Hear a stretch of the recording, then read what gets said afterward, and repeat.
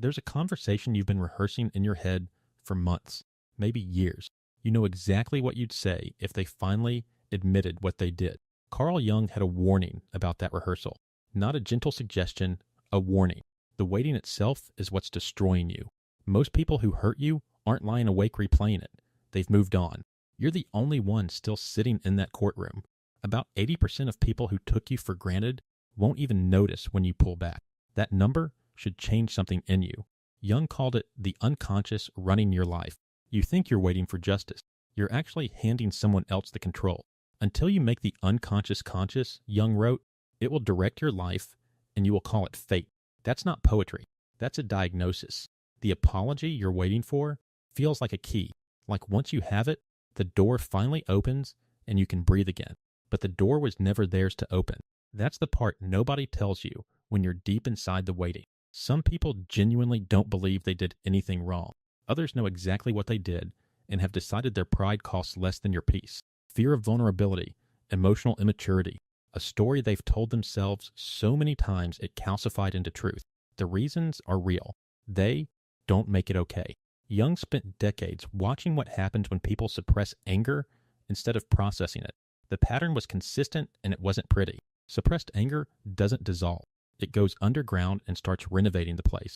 It surfaces as chronic anxiety, passive aggression, or physical illness. There was a businessman Jung worked with. Successful, respected, explosive. Colleagues would question his work and he'd detonate. Through dream analysis, Jung traced it back. The rage wasn't about the colleagues at all. It was his father's voice, still running on a loop from childhood. Once he understood that, the anger transformed. It stopped being a grenade and started being information. That's the difference Jung was pointing at. What you resist not only persists, but grows. Jung said that. Every month you spend waiting for an apology is a month of feeding the thing you want gone. There's a woman in this story too, raised to believe nice girls don't get angry, spent decades being accommodating while dying quietly inside.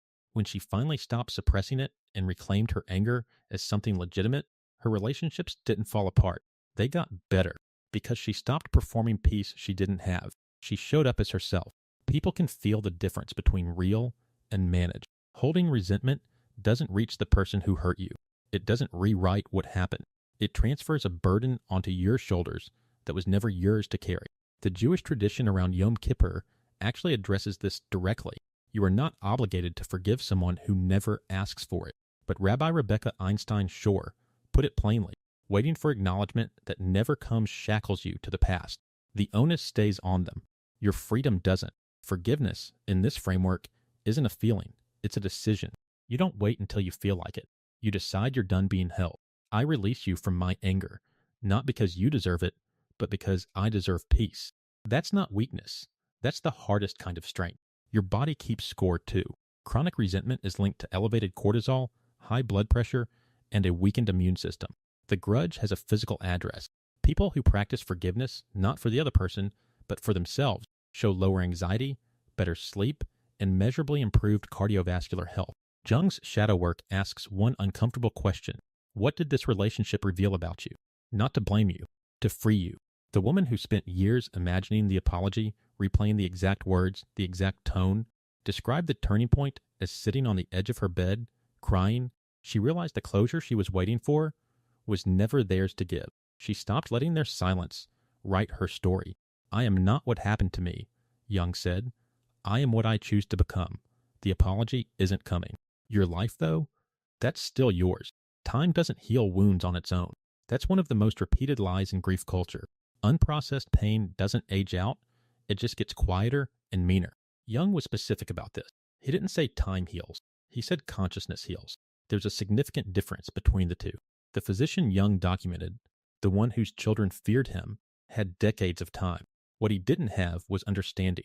The rage kept compounding. Suppressed childhood wounds don't stay in childhood. They follow you into every room, every relationship, every moment someone questions your worth. Everything that irritates us about others can lead us to an understanding of ourselves. Jung said that in 1963. Most people read it and nod. Almost nobody actually does it. The irritation is the clue. When someone's behavior hooks you so deeply you can't stop thinking about it, that's not just about them anymore. That doesn't excuse what they did. It just means your reaction is carrying extra weight from somewhere older than this particular wound. Robert Caron, who spent years studying forgiveness, put it plainly, resentment is less about justice and more about staying connected to the person who hurt you. That's the uncomfortable part. The grudge is a relationship. You're still in contact with them every time you replay the scene. Trent Shelton said it without any softening. Some people really aren't sorry. Full stop. They're not losing sleep. They're not coming back around. And the version of them you're waiting for, the one who finally gets it, who finally sees what they did, that person may not exist. You've been in a relationship with a ghost, a version of someone constructed entirely inside your own head, built from hope and old pain. Bernard Meltzer said when you forgive, you don't change the past, you change the future. That's not comfort. That's a practical instruction. The future is the only territory you actually have. Every hour spent in the past is an hour borrowed from something that hasn't happened yet. Shadow work isn't about becoming someone who never gets hurt. It's about knowing yourself well enough that other people's cruelty stops having a permanent address inside you. The most terrifying thing, Jung wrote, is to accept oneself completely, not the person who wronged you.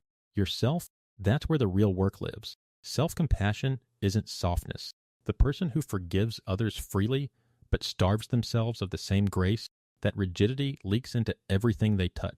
Your capacity to receive warmth never outgrows your willingness to stop punishing yourself. Jung saw that pattern repeat across decades of clinical work. Growth starts when you own your part, even when they never own theirs. That's not fairness. That's just the only move that actually works. Tara Brach's RAIN technique, recognize, allow, investigate, nurture, gives the anger somewhere to go. Not suppressed, not exploded, processed. Recognize that you're angry. Allow it to exist without immediately managing it.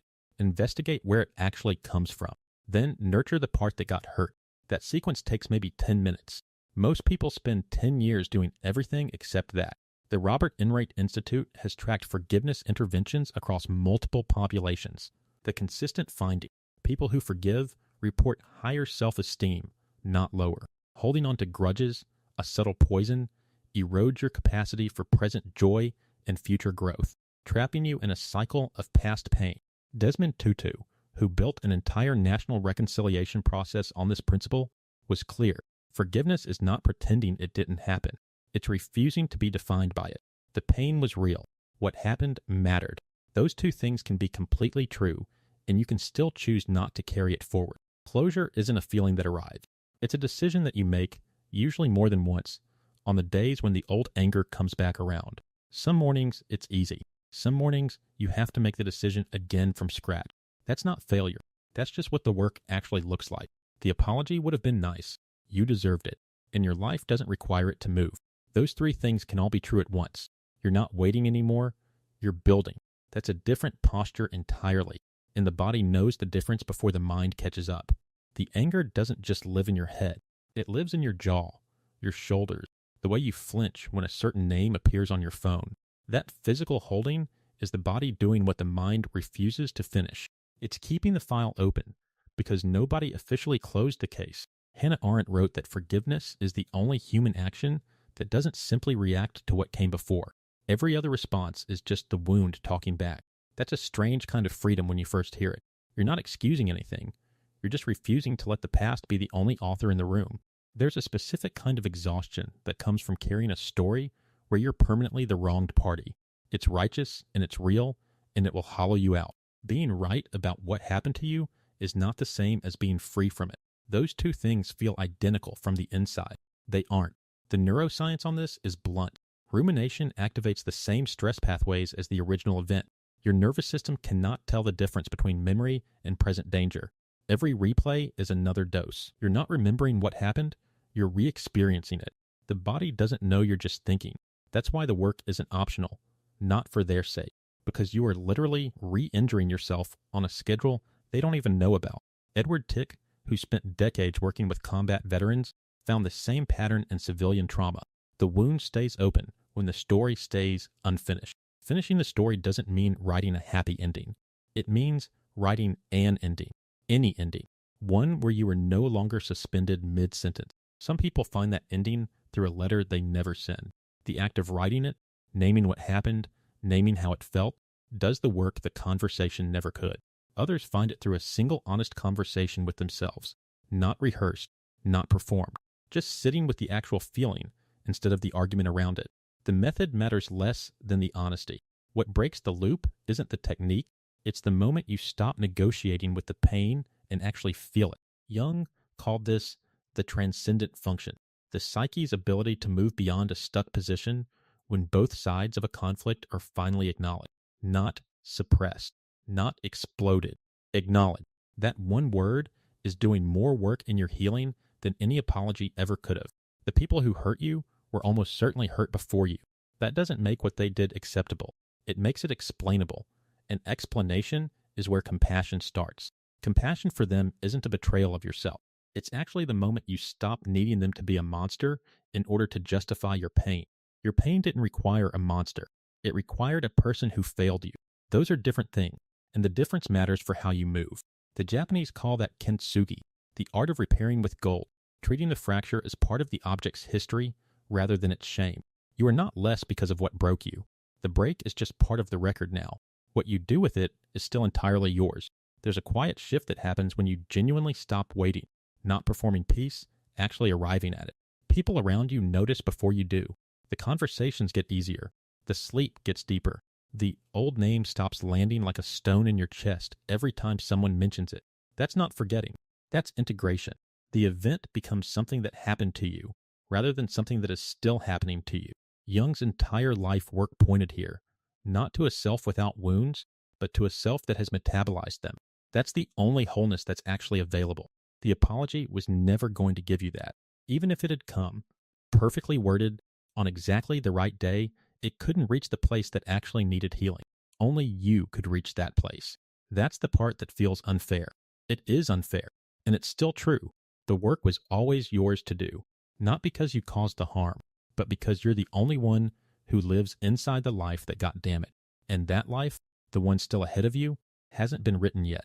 The person who hurt you has no hand in that part. None. The waiting is over when you say it is, not when they come back, not when they finally understand.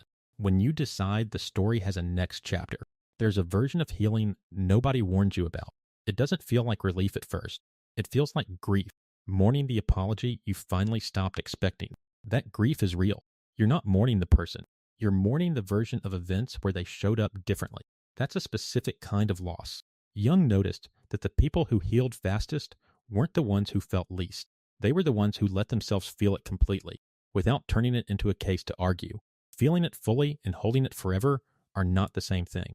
One moves through you, the other moves in. The shift isn't dramatic. Nobody rings a bell.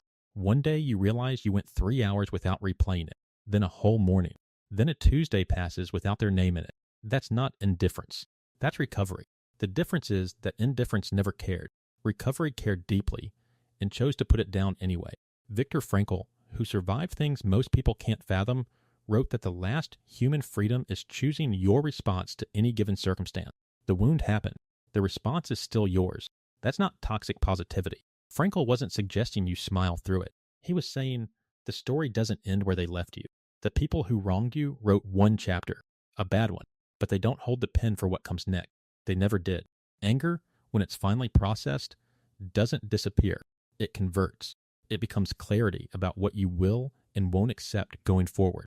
That clarity is the actual inheritance from the wound, not the scar, the standard. You know now, in your body, what it costs to ignore your own limit. Some relationships end because of what someone did. Others end because of what you finally understood about yourself inside them. Both are valid exits. The version of you that kept waiting, that person wasn't weak. They were hoping. Hope is not a flaw. Misplaced hope just needs redirecting, not punishing. Self-forgiveness is the part people skip. You stayed too long, explained too much, made yourself small. Forgiving yourself for that is harder than forgiving them.